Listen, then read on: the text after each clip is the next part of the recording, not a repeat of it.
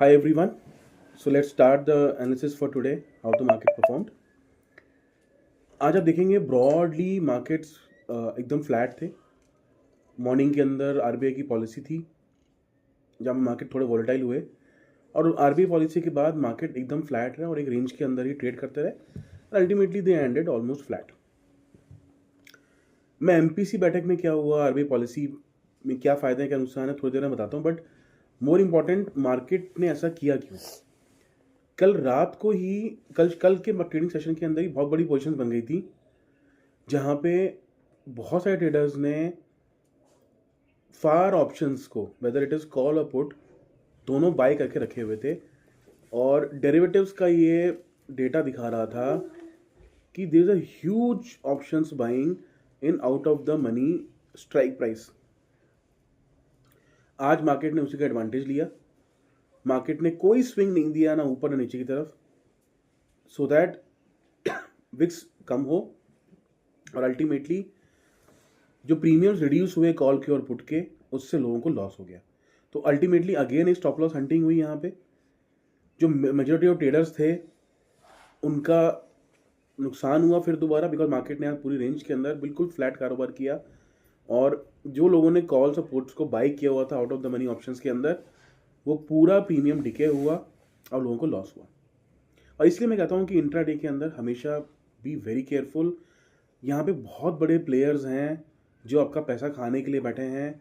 उनको पता है कि पोजिशनिंग मार्केटिंग कैसे हो रखी है, उनके सिस्टम बहुत पावरफुल हैं, उनके पास जो डेटा आता है वो बहुत ही एलॉबरेट आता है, उनको एग्जैक्टली पता होता है पोजिशंस कहाँ बनी हुई हैं और वो उसी को प्ले करते हुए अपने प्रॉफिट्स बनाते हैं. See ultimately it zero sum game.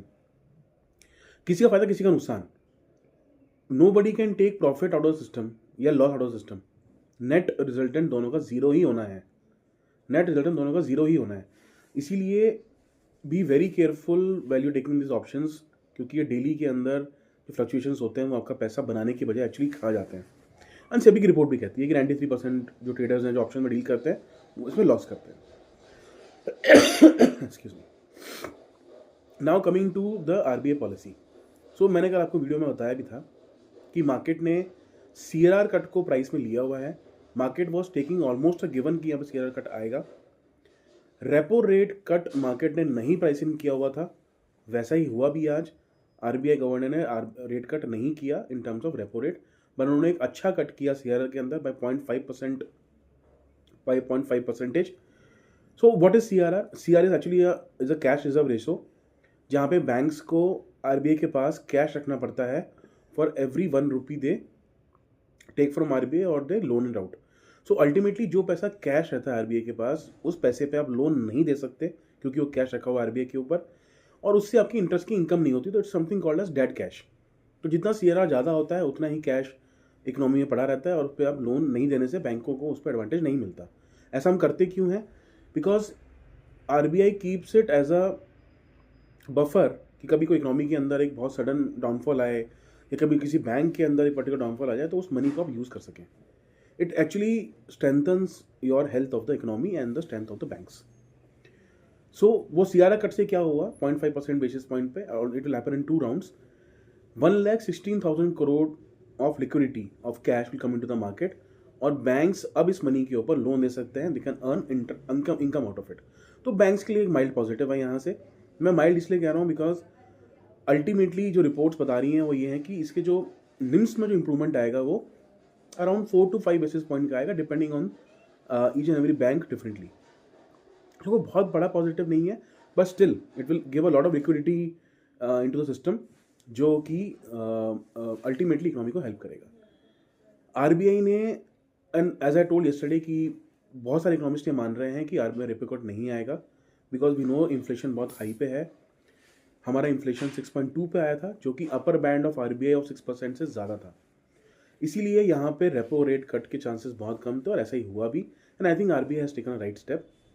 इस मोमेंट पे अगर हम रेट कट करते तो मार्केट में ज़्यादा लिक्विडिटी आती और हो सकता है कि इन्फ्लेशन हमारा हाई रहता. Higher inflation is not allowing the money to for not allowing the disposable income in to the hands of people, जिसकी वजह से लोग खर्चा नहीं कर पा रहे हैं और कंजम्पशन नहीं बढ़ पा रहा. सो इन्फ्लेशन को नीचे लाना बहुत ज़रूरी है और थोड़ा लिक्विडिटी को टाइट करना भी ज़रूरी है. तो आज एक बहुत बड़ा डिलेमा था आरबीआई गवर्नर के आगे कि वो ग्रोथ को तवज्जो दें या वो इन्फ्लेशन को तवज्जो दें या वो लिक्विडिटी को तवज्जो दें। तो 3 मेजर हडल्स थे। आरबीआई गवर्नर ने एक हडल को सॉल्व कर दिया, लिक्विडिटी सिस्टम में वो ले आए। ग्रोथ पे देवर कॉन्फिडेंट। आरबीआई गवर्नर ने आज कहा कि जो अर्ली इंडिकेटर्स आ रहे हैं अक्टूबर और नवंबर के, सी डोंट मिस्टेक, जो जीडीपी का डेटा आया है वो जुलाई अगस्त सितंबर का मंथ का आया है, जो कि अब हम दिसंबर में है। So it is actually a lagged data.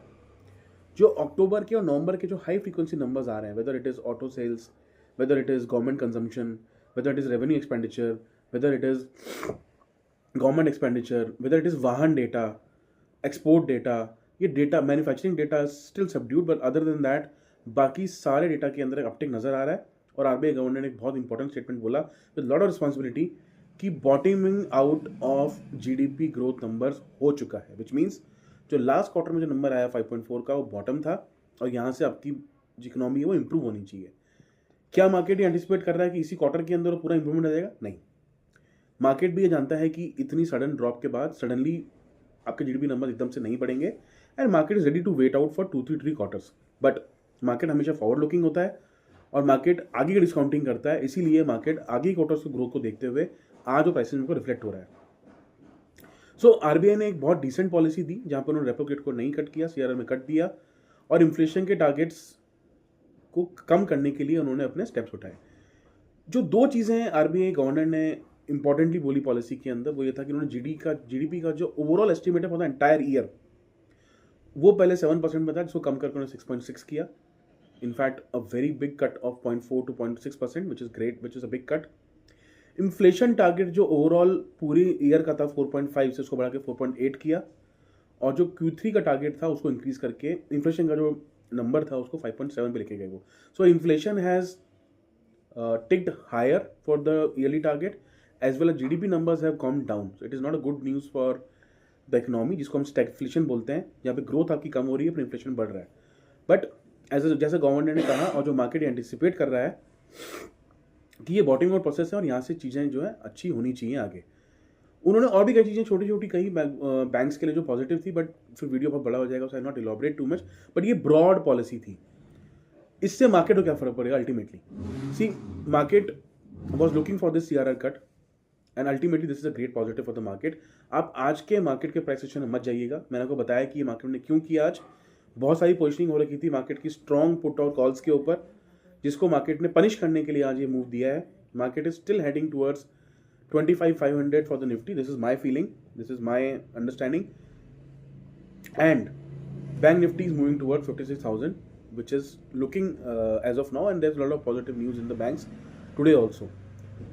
आज इतने बड़े गेन के बाद अगर आप वीकली गेन देखें, around 550 points for Nifty, bank Nifty around 1500 points, ये एक आइडियल मौका था। और मैंने बताया था 24,800 के ऊपर एक 50% मीन रिट्रेसमेंट भी आता है, तो एक आइडियल मौका था जहाँ पे आप सेल ऑन न्यूज़ कर सकते थे। मार्केट ने वो भी नहीं किया, विच मीन्स मार्केट ने यहाँ कंसोलिडेट किया after 3 days of gains, and market is looking poised for moving ahead from here. So it's a day of consolidation. May be market यहाँ से एक दिन और कंसोलिडेट करे, but overall market is moving towards 25,500, ऐसे मेरी strong feeling है। और बैंक निफ्टी यहाँ से बहुत स्ट्रॉन्ग है। मैंने कल भी आपको एक बात कही थी कि निफ्टी ऑटो में आप ध्यान रखिएगा, वहाँ बॉटम आउट के साइन नज़र आ रहे हैं। आज निफ्टी ऑटो ने अच्छा मूव दिया of around 0.8%। Nifty FMCG also जो यहाँ से मूव किया। ये 2 सेक्टर्स ऐसे हैं जो जीडीपी ग्रोथ नंबर्स के बाद काफ़ी करेक्ट हुए थे, but now they have started moving upwards. So ये इकोनॉमी के लिए बहुत अच्छी बात है। IT is still strong, banks are looking very good, और FMCG, ऑटो, मेटल्स अगर ये कंट्रीब्यूट करेंगे निफ्टी के ऊपर, सो बहुत हाई चांसेस हैं कि हम निफ्टी के ऊपर जा सकते हैं। So mid cap and small cap broader market की हम बात करें, अगेन 11th कंसेक्यूटिव डे जब ये ग्रीन में बंद हुए, which is showing again the strength of the economy, strength of the market, कि market is still looking for recovery in the coming quarters. So broader market में कहीं कोई परेशानी नहीं है, market is giving good returns, and I think this party should continue for this, at least for December series going forward. हम बीच में review करते रहेंगे, every day I am making a video and giving the analysis of what is happening in the market. अगर कोई change आता है तो I certainly let you know, but as of now markets are looking very good. So thank you for listening to me on this video. Thank you.